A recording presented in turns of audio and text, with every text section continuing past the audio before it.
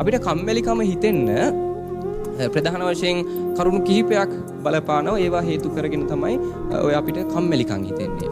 පළවෙනි එක තමයි කියන ව්‍යාකූලතාවය. හරි.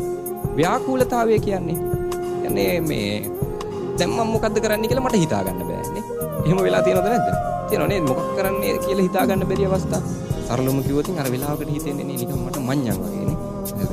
ඕක තමයි ව්‍යාකූලතාවය කියන්නේ. කියන්නේ මට හිතා ගන්න බෑ මම දැන් මොකද්ද කරන්නේ නේ. මම මොකක්ද මේ වෙනුවෙන් කරන්නේ හිතා ගන්න බෑ. හිත ටිකක් විසිරීලා වගේ. හරිද? ඔන්න ඔය නිසා කම්මැලිකම ඇති වෙනවා. හරිද? මොකක් නිසාද?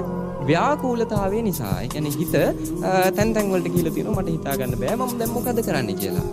ඒ නිසා මතක තියාගන්න කම්මැලිකම අලසකම අපි නැති කරන්න නම් ප්‍රධාන වශයෙන් ඔය ව්‍යාකූලතාවය කියන්නේ මට මොකද කරන්නේ කියලා හිතා ගන්න බැරිකම අපි ඈත් කරන්න ඕනේ.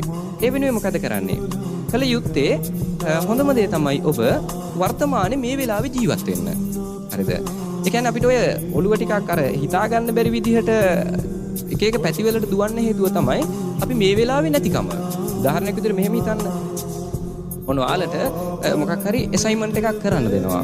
ඉතින් අපි හිතනවා ඔන්න දැන් ඔළුව විකාර වෙලා යනවා. මොකද්ද මතක් වෙනවනේ. මම මේ මීට කලින් උත් ඇසයින්මන්ට් 100ක් විතර කරලා දුන්නානේ. මේ ඊයේත් එකක් කරලා දුන්නා නදත් එකක් දීලා. හරිද? ඊට මතක් වෙනවා තව ඉස්සරහට 50ක් කරන්න ඕනේ. හරිද? දැන් ඔන්න කරපු 100ක් මතක් වෙනවා තව ඉස්සරහට 50ක් කරන්න ඕනේ කියලා මතක් වෙච්ච ගමන් අද තියෙන ඇසයින්මන්ට් එක කරන්න පුළුවන්ද?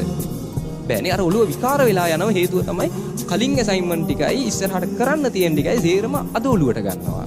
හරිද? ඒ නිසා මතක තියාගන්න අර හිත ව්‍යාකූලභාවයට එන්නේ මොකක්ද මං දැන් කරන්න කියලා හිතා ගන්න බැරි වෙන විදිහට ඔය හිත එක එක තැන් වල දුවන්න හේතුව තමයි අපි වර්තමානින් නැතුවනේ කලින් කරපු දේවල් ඔළුවේ ප්‍රශ්න විදිහට තියා ගන්නවා ඉස්සරහට කරන්න තියෙන දේවල් දැන් ප්‍රශ්න විදිහට ගන්නවා.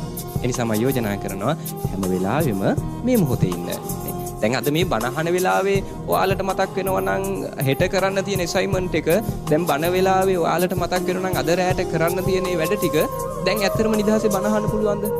බෑනේ. හිත දැන් ව්‍යාකූලයි. හිත තැන් තැන් වල තියෙන්නේ. ඒ නිසා මතක තියාගන්න කම්මැලිකමෙන් මිදෙන්න ප්‍රධාන වශයෙන් බලපානවා ඔයාලා වර්තමානෙට එන්න වර්තමාන ජීවත් වෙන්න අර හිත ව්‍යාකූල භාවයෙන් මුදවන්න.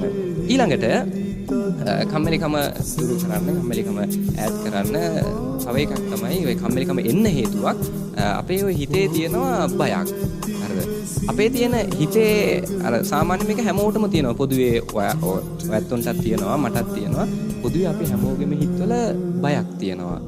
ඊටන් උදාහරණයක් විදිහට ඔන්න ස්ටේජ් එකක අපිට ආරාධනාවක් කරනවා අපිට කලින් කියනවා ඔයා කතාවක් කරන්න ඕනේ. හරිද? ඒ කියපු ගමන් අර හිතට දැනෙනෝනේ බයක්. සාමාන්‍යයෙන් අත්දැකීමෙන් දන්නව ඇති පළවෙනි දවසේ ඔයාලා කතා කරපු අවස්ථාවේ දැනිච්ච බය. හරිද? ඉතින් හිතට ඔන්න ඔයන බය නිසා අපි හිතනවා මට මේක කරන්න බෑනේ. කම්මැලි, අලසකම එනවා. මට කරන්න බෑ. ඇයි මට බයයි.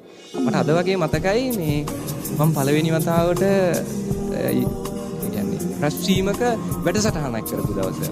මම දැන් ඉස්කෝලේ 7 වසරේදී වගේ මාවරලි ඉස්කෝලේ මට මං යන්නේ රැස්වීම වලට පැත්ත බලාත යන්නේ රැස්වීම තිබුණොත් එදාට ඉස්කෝලේ යන්නේ නැහැ. ඉස්කෝලේ යන්නේ මොකක් හරි ක්‍රමයකින් කට් කරනවා.